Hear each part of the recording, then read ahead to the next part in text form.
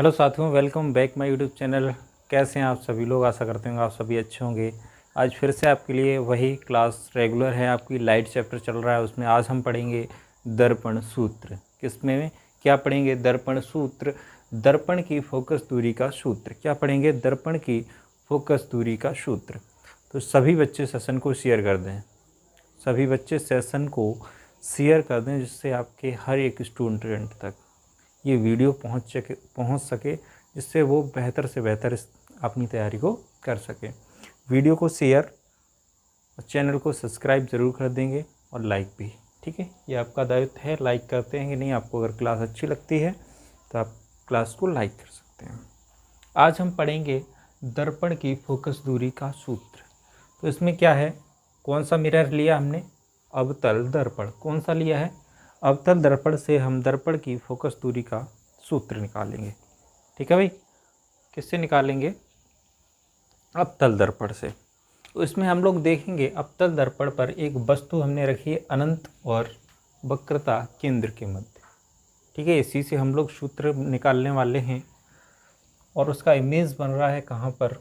आपका उल्टा बन रहा है, और वास्तविक बन रहा है कहाँ पर? वक्रता केंद्र और फोकस के मध्य में वस्तु के समानांतर प्रकाश किरण जाती है, मुख्य अक्ष के समांतर जाती है, फोकस से आती है, वक्रता केंद्र से जाती है, उसी मार्ग में वापस लौट जाती है। ये दोनों आई डैश पर काटती हैं, जो हमने बताया। जहाँ पर इसका प्रतिबिंब का निर्माण होता है, उल्टा होता है, वास्तविक होता है, तो वस्तु से छोटा होता है। अब हम सूत्र कैसे निकालेंगे? सर बताइए सूत्र। चलिए अब हम बात करते हैं सूत्र कैसे निकालेंगे। तो हम कैसे निकालेंगे? समरूप त्रिभुज। इसमें देख रहे हैं आप एक्स वाई सी किसके समरूप है? सी। समरूप का मतलब समान दिखने वाला। ठीक है, त्रिभुज एक्स वाई सी, त्रिभुज सी आई आई डैश, ये एक दूसरे के समरूप हैं। तो आप लोग लिख सकते हैं समरूप त्रिभुज, समरूप त्रिभुज। सबसे पहले लिखेंगे समरूप त्रिभुज, त्रिभुज एक्स वाई सी तथा त्रिभुज सी आई आई डैश में। यहाँ से हम एक समीकरण प्राप्त करेंगे। क्या करेंगे? तो सबसे पहले इसमें देखेंगे, अगर ये समरूप हैं तो एक्स सी यानी ये इसकी भुजा किसके अनुपात में बराबर होगी? आई आई डैश के। तो आप लोग लिखेंगे एक्स वाई भुजा आपके किसके अनुपात में बराबर होगी? आई आई डैश के, इसके आई आई डैश के। ठीक है, इसके बराबर होगी आई आई डैश के। अब हम देखेंगे कि एक्स सी भुजा किसके अनुपात में बराबर होगी? सी आई के। किसके अनुपात में बराबर होगी? सी आई के। तो एक्स सी भुजा किसके अनुपात में बराबर होगी? सी आई के। ठीक है, ये समीकरण हो गया आपका 1। ये कैसा हो गया? समीकरण नंबर 1। आप लोग इसको नोट कर लो, समीकरण नंबर 1। अब हम चलेंगे समरूप त्रिभुज। जैसे यहाँ पे समरूप त्रिभुज बन रहा है, वैसे ही यहाँ पे बन रहा है। एम एन एफ किसके समरूप है? एफ आई आई डैश के। तो दूसरा डालेंगे समरूप त्रिभुज,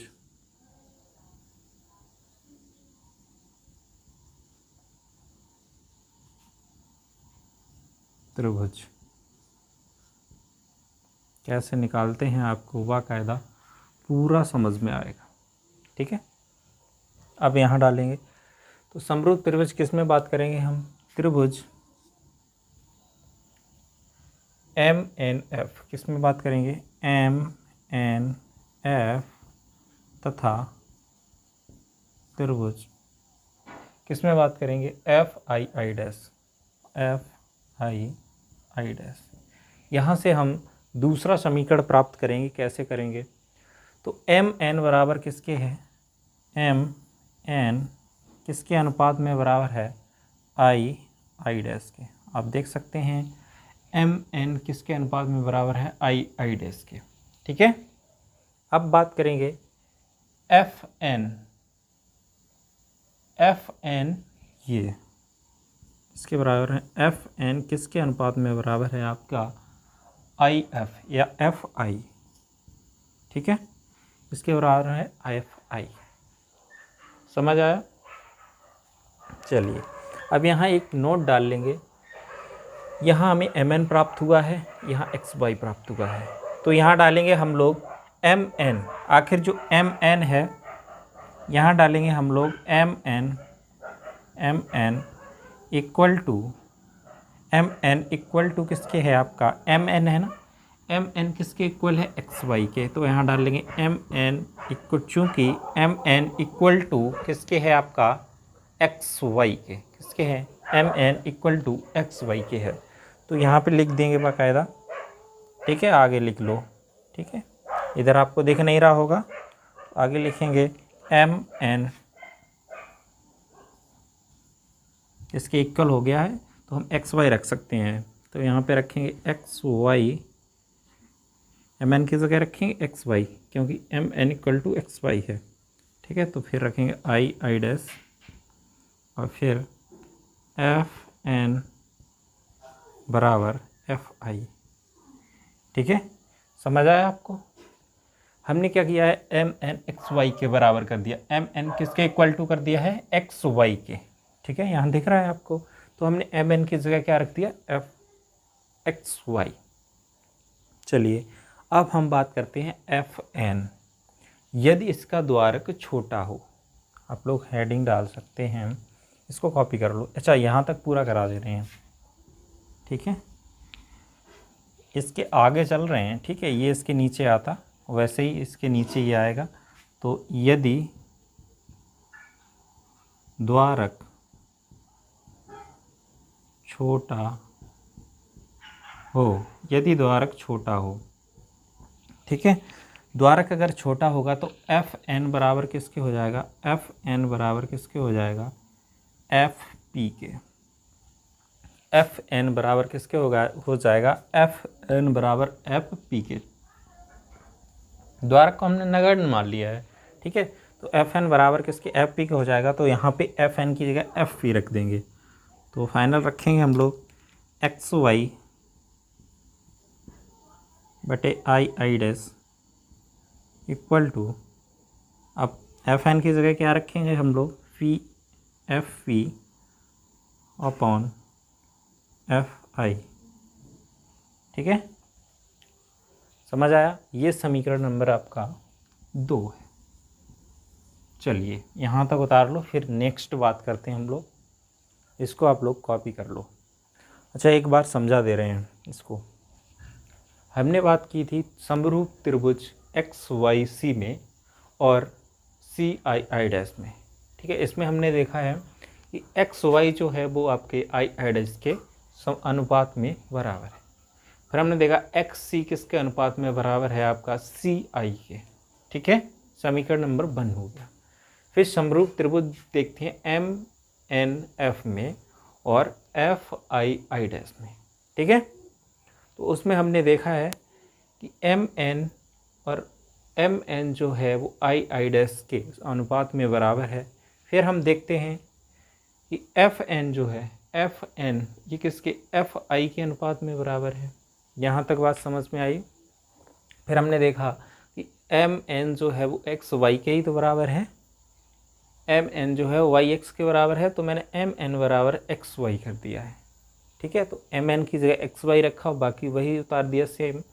फिर हमने देखा एफ एन किसके बराबर है? एफ पी के बराबर है, ठीक है। तो मैंने एफ एन की जगह एफ पी रख दिया और समीकरण नंबर हो गया 2, ठीक है। इसको स्क्रीनशॉट ले लो, फिर हम चलते हैं नेक्स्ट, ठीक है भाई, स्क्रीनशॉट ले लिया। चलिए आगे बात करते हैं हम।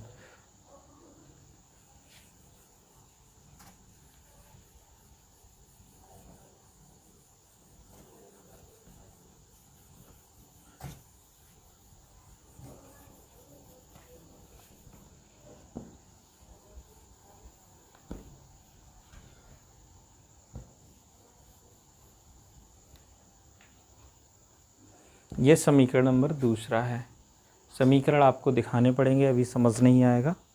तो समीकरण नंबर 2, ठीक है।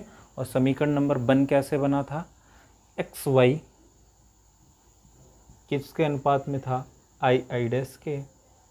ये हमने वहाँ से कर दिया है साफ, तो ये लिख दे रहे हैं, ठीक है। और किसके बराबर था, ये इसके बराबर था एक्स सी, एक्स सी किसके बराबर था, सी आई के। ये समीकरण नंबर 1 था। अब हम लोगों से समीकरण 1 बराबर समीकरण 2, ये देख सकते हैं इधर वाला जो हिस्सा है X Y I I dash, X Y I I dash, ये दोनों बराबर हैं, तो ये इसके बराबर हम ले सकते हैं।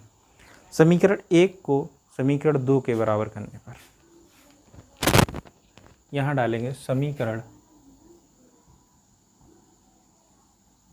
1 बराबर समीकरण 2, ठीक है। आप लोग डाल सकते हैं समीकरण 1 बराबर समीकरण 2। तो एक समीकरण से उठाएंगे एक्स सी आई, एक्स सी और सी आई, और दूसरे समीकरण से उठाएंगे पी एफ, एफ पी बराबर एफ आई, ठीक है। आखिर ये क्या है, ये समीकरण रफ कर दें, आपने लिख लिए होंगे, आप लिखते जाओ, ठीक है, क्योंकि बोर्ड पे जगह नहीं है तो हमें तो रफ करने पड़ेंगे, ठीक है। अब हम बात करते हैं एक्स सी आखिर क्या है। एक्स सी ये है, पूरी में से अगर इतनी घटा दी जाए तो कैसे निकलेगी एक्स सी। अच्छा, एक्स सी को निकालते हैं हम लोग, यहाँ पर एक्स सी बराबर निकाल दे रहे हैं पहले, ठीक है, समझ लो आप लोग। देखो एक्स सी है, एक्स सी कैसे निकलेगी, एक्स सी बराबर किसके होगी, देखो एक्स सी निकालना है हमें, तो एक्स पी, देखना X P minus P C, minus P C, यानी पूरे में से अगर पी सी घटा दिया जाएगा तो इतना पोर्शन बचेगा, तो एक्स सी इसके बराबर है X P minus P C. यहाँ लिख देंगे एक्स सी का मान क्या हो गया, X P minus P C, ठीक है। अब नेक्स्ट बात करेंगे पी एफ क्या है आखिर, चलो नीचे बात करते हैं सी आई क्या है। किसके बीच दूरी निकालेंगे, सी आई के बीच की दूरी निकालेंगे। तो कैसे निकालेंगे सी आई के बीच में, तो हम देखेंगे कि पी सी किस में, सी पी या पी सी में से अगर पी आई घटा दिया जाए तो सी आई मिल जाएगा हमें। तो हम लोग घटाएंगे, यहाँ देखो पी सी, ठीक है, पी सी में से हमें निकालना है सी आई। अच्छा, सी आई निकालना है, क्या करेंगे, पी सी यानी पी सी इतनी दूरी ली हमने सेंटर तक की, उसमें से घटा दिया पी आई घटा दिया, तो हमें मिल जाएगा सी आई। यहाँ रख देंगे हम वही चीज़, ठीक है, P C minus P I, ठीक है। अब निकालेंगे पी एफ, पी एफ क्या है, P F, P F, P F हम लोगों को पता ही होता है, ठीक है। अब हम बात करेंगे पी एफ की, हो गई बात। अब नेक्स्ट बात करेंगे हम लोग, अच्छा 1 मिनट आप बच्चे रुकेंगे, 1 मिनट जस्ट, नहीं चलिए हम करा दे रहे हैं फिर भी। पी एफ हमने बता दिया, एफ आई क्या है आखिर, एफ आई यानी कि एफ और आई क्या है। एफ आई को कैसे निकालेंगे, निकालेंगे P I minus P F, समझ आया, यहाँ तक आपको बात समझ आई है, समझ आई है ना। अब आखिर ये वैल्यूज़ कहाँ से लेके आए, हमने आपको पढ़ाया था चिन्ह परिपाटी, ठीक है भाई। 1 मिनट बच्चे रुकेंगे, कैमरा को चेक करना पड़ेगा।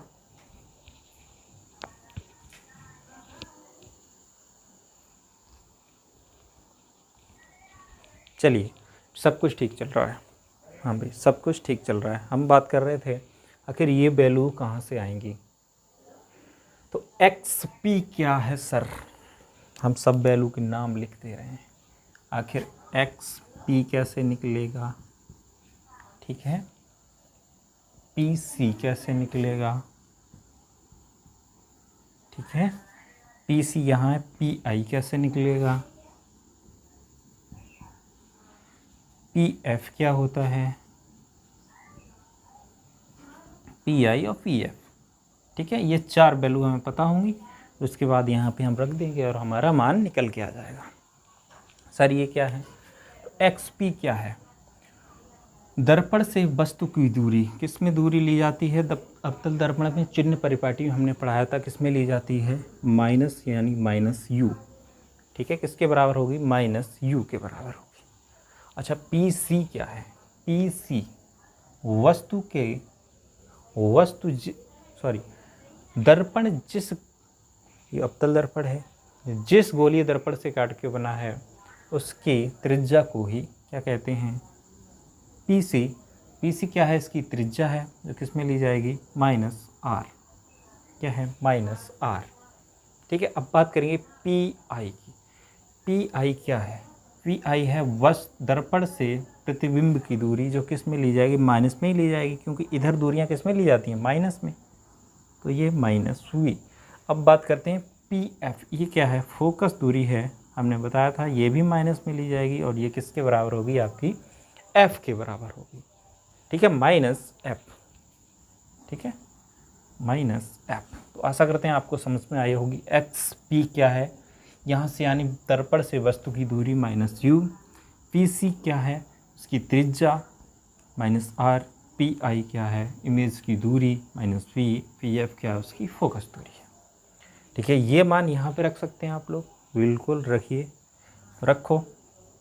एक्स पी क्या है, माइनस यू, और फिर क्या है, minus P C. P C किस में है, प्लस में है, प्लस में है पी सी, तो यहाँ पी सी यहाँ पे प्लस में नहीं, यहाँ पे माइनस में है तो माइनस में ही रख दो, जैसा है वैसा ही रख दो, थोड़ा लॉन्ग होगा लेकिन आपको समझ आएगा। ठीक है, फिर नीचे आते हैं, पी सी किस में है, माइनस आर, फिर माइनस लगा दिया हमने। फिर उसके बाद देखते हैं पी आई कितना है, माइनस वी। ठीक है सर, कोई बात नहीं, समझ आ रहा है। पी एफ क्या है, माइनस एफ। ठीक है, माइनस एफ, बिल्कुल समझ आ रहा होगा। पी आई का मान रखा हमने माइनस वी, फिर माइनस लगाया और पी एफ का मान रखा, पी एफ का मान क्या है, माइनस एफ। ठीक है, समझ आ रहा है। अब इसका क्या करना है, यहाँ तक हमें प्राप्त हुआ। अब आप लोग चाहें तो इसका स्क्रीनशॉट ले लो या फिर उतार लो। अब इसको क्या करना है, क्रॉस मल्टीप्लाई करना है, सिर्फ क्रॉस मल्टीप्लाई करने को रह गया है और बाकी आपके सामने ही आ जाएगा अभी निकल कर। आप लोग इसको उतार लो जल्दी से, ये दूरियां ज़रूर लिख लें। ठीक है, क्योंकि चिन्ह परिपाटी हमने बताया जो दूरियां हैं वो माइनस में ली जाती हैं। अरे ये दूरियां हमने बता दी, ये वस्तु की दूरी है, ये उसकी त्रिज्या है, ये उसकी इमेज की दूरी है, ये उसके फोकस दूरी है। ठीक है भाई, उतार लो। उतार लिया। आशा करते हैं वीडियो अगर आपको अच्छा लगता हो तो आप प्लीज़ शेयर कर दो और लाइक कर दो जल्दी, और ज़्यादा से ज़्यादा बच्चों को शेयर करो, जिससे आपका और हमारा सबका, समझ रहे हो ना, हाँ तो शेयर कर दो भाई सब लोग। यहाँ तक रफ कर दें, अब इसको हटा दें। ठीक है, यहाँ तक हटा दे रहे हैं, फिर आगे चलते हैं हम लोग, ये हटा दे रहे हैं। ठीक है, देखते हैं इतने 20 में आ जाएगा। अब इसका हम मल्टीप्लाई करते हैं। ठीक है,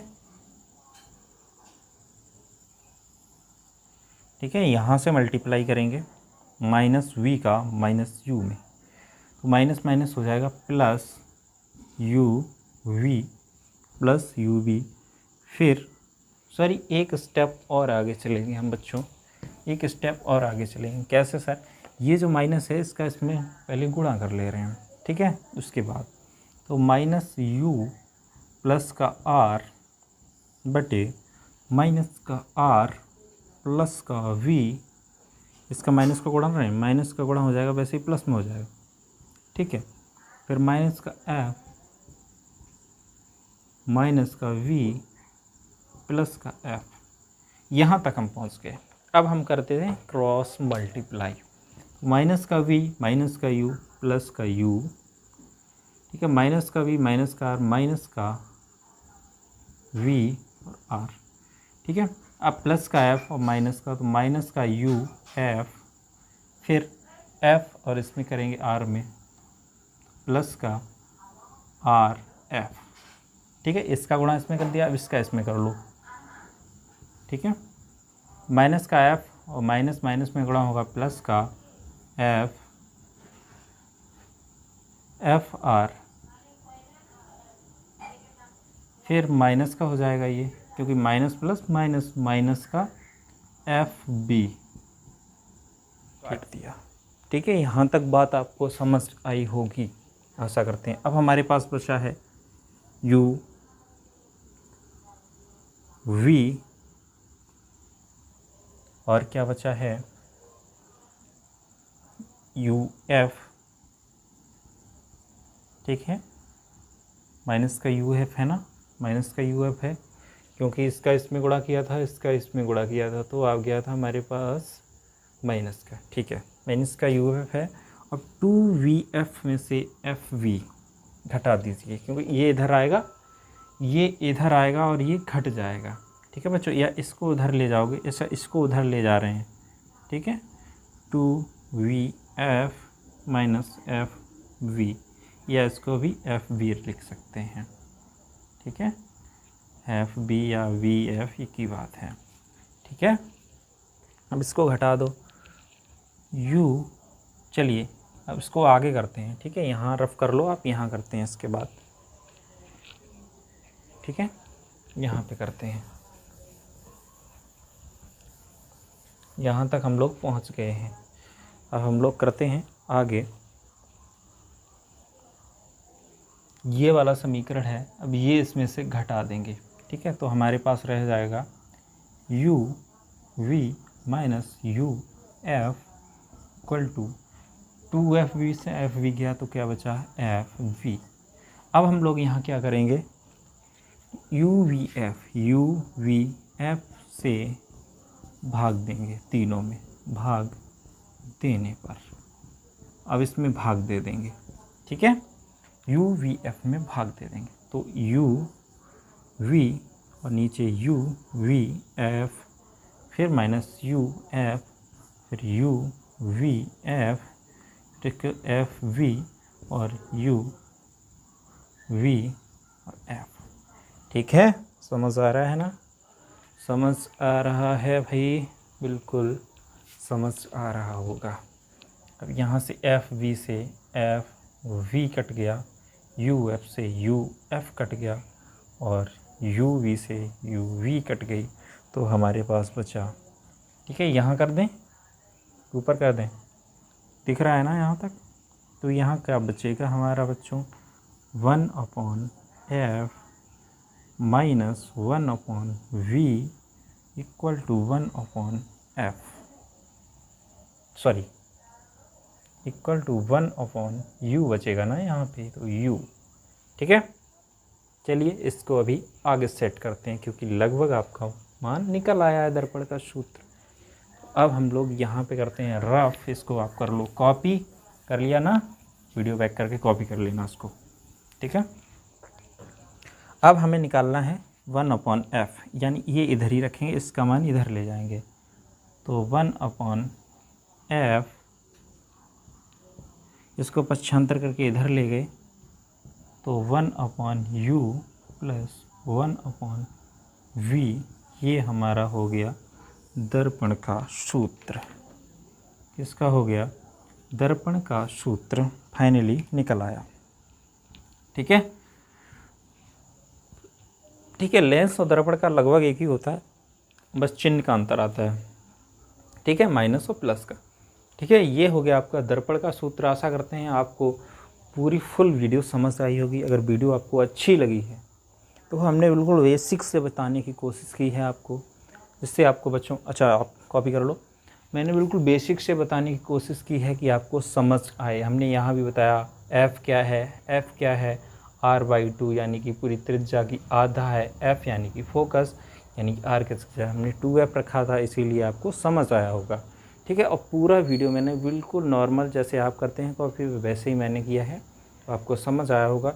वीडियो को शेयर और सब्सक्राइब कर देंगे चैनल को, और वीडियो को ज़्यादा से ज़्यादा शेयर करें। अगर अच्छी लगती है तो लाइक करें।